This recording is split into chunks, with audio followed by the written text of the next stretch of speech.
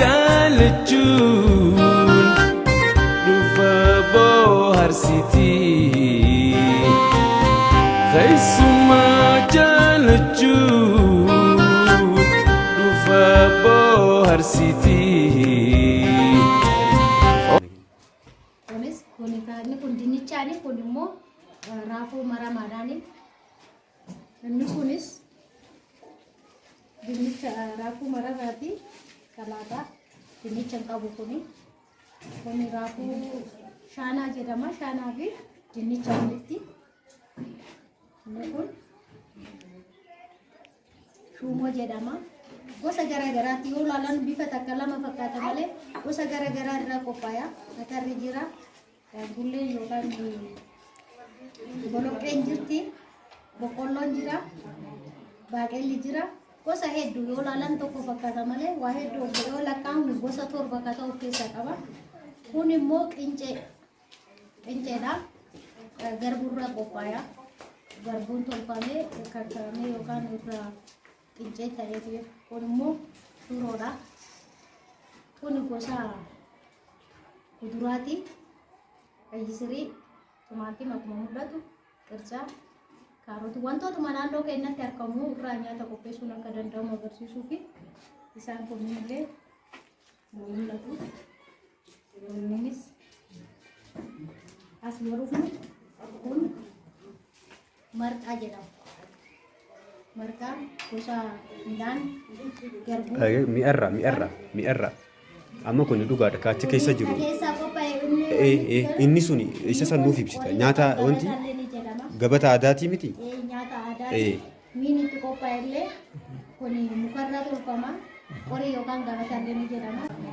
Baaqelli jira. Gosa hedduu yoo ilaalan tokko fakkaata malee waa hedduu yoo lakkaa'amu gosa torba akka ta'u keessaa qaba. Kun immoo qinceedha. Garbuurraa qophaaya.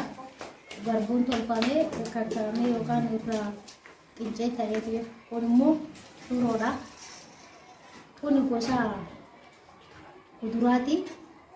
Ayisirii, timaatima akkuma mul'atu, qircaa, kaarootii wantootuma naannoo keenyatti argamu irraa nyaata qopheessuun akka danda'amu agarsiisuu fi isaan kunillee dubartoota ishanii fi haadholii ulfaaf qabu maali? Haadholii ulfaa amma gam tokkoon akkuma nyaata yeroo tokko haadholiin ulfaa nyaata jiidha qaban kana waan jibbaniif yookaan waan nama jibbisiisuuf haaluma salphatti kana dhadhaallee keessaa harkatti gosa garaagaraatiin daa'immanis tolfamuu danda'ama.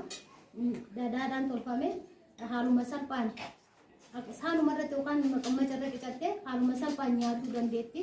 Hin nuffisiisu ammas bishaan akka fudhattu isii taasisaa jechuudha. Kaanii ta'udha. Inni kunillee akkuma dura jenne xaafii diimaa ixaan isaa ammumaa bukeeffamee limtaa'u bakkumatti eelirratti yookaan dibaaba irratti tolfamee deebi'amee immoo maankaa yookaan maammasaadhaan bakkuma ho'aa sanirraa fuudhanii laaqamee tolfamee akkanatti ta'a jechuudha. Innillee marqaan yeroo taa'e qabbanaa'uu nama nyaachisu kun immoo hanga fedhallee yoo ture guyyaa tokkoof ni ta'a hanga sa'a 24 nyaachisuu danda'a hin nuffisu sun qabbanaa'eetiin nyaata dhoorkuu jechuudha. Dhadhaadhaan tolfamaa. Mee jalqaba irratti maalirraa akka qophaa'u akkamitti akka qophaa'u? Urraan garbuus ta'uu danda'a qamadis ta'uu danda'a daakuun isaa urraan erga bakkumatti godhameen booda eelirratti tolfama. Eelirratti tolfamee immoo erga goggoofamee bilchaatee jechuudha. Erga bilchaatee baasanii tuman. Simxaa san jechuudha yookaan waan goggoofamee tollee jedhamuu danda'a bakka tokkotti. Inni kun tumameetis dhadhaadhaan deebi'amee laattifama. Yeroo dheeraa turuu danda'a.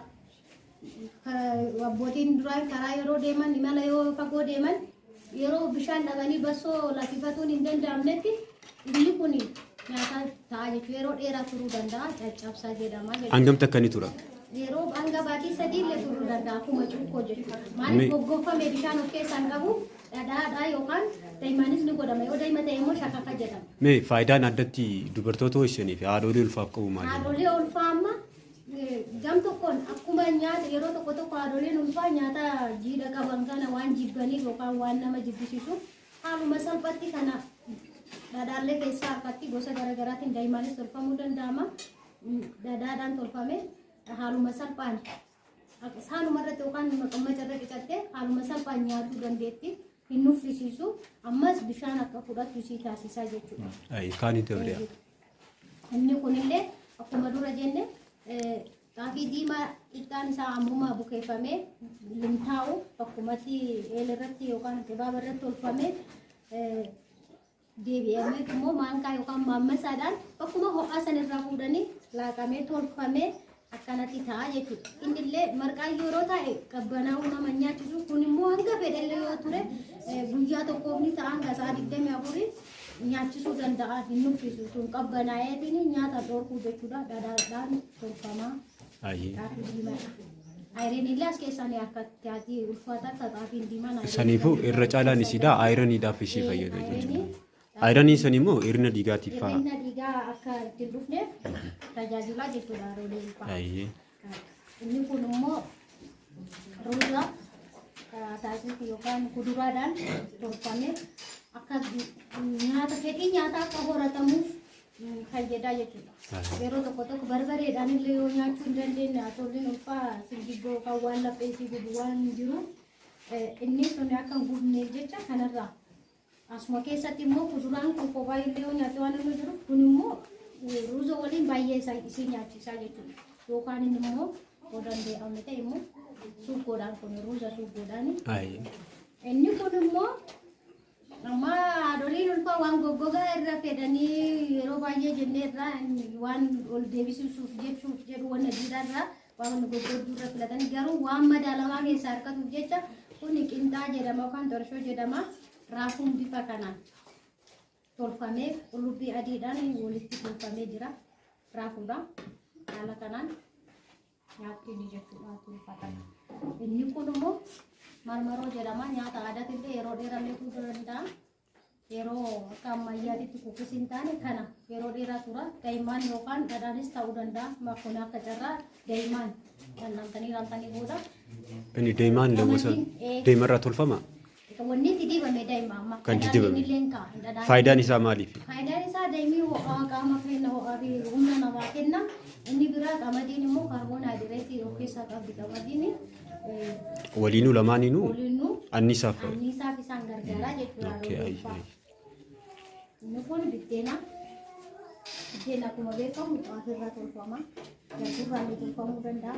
Nama xaafii adiirraa tolfame. Irra caalatti garuu biddeenni dubartiin ho'isanii fi haadholiin ulfaa silaa sooratan kan xaafiiti moo kan bishingaati moo akkami silaa keessaan fayyadu? Xaafii diimaa osoo ta'e irra filatama. Garbulleen humna kennaa fi bareeda. Xaafii diimaa fi adiillee. Garbullee yoo argame bareeda. Inni kun daabboodha beekamaadha. Kaarboohaayidireetiidha. Ulfaallee irraa xiqqeessanii yeroo dalaguu dadhabanillee muranii hanga guyyaa 3 ta'uu danda'a. Ijoollee fi ofiillee sooratuu danda'ani.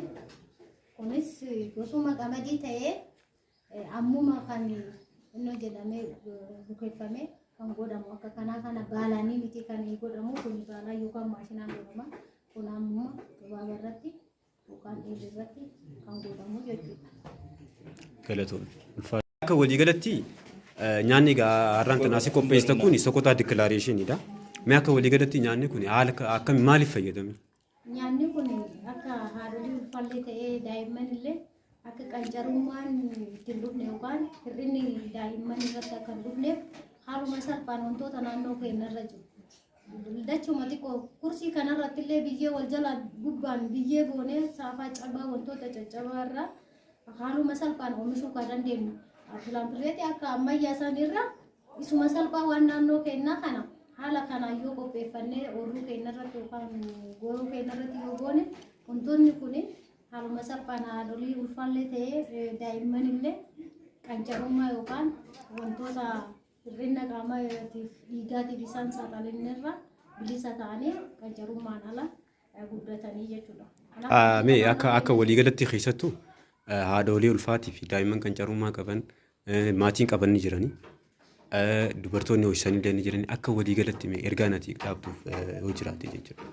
Akka waliigalaatti waan naannoo keenyarra jiru kana haaluma salphaan waanuma naannoo keenya jiru kan dhibamnee deemnee mana yaalaatti firooppii maal waan hedduu fudhaturra dursineetumaan wantoota naannoo keenyarra jiran irratti nyaata gosa adda addaa yookaan gosoota kanneen nyaata madaalama qopheessuun ni danda'ama jechuudha. Dhibamanii karaa mana yaalaa yookaan hir'inaaf saaxilamanii waan biraa ta'uu irra dursaniiti wantoota kana yoo qopheeffatan kanarraa bilisa ta'an jedhee. Galatoomna. Thank you.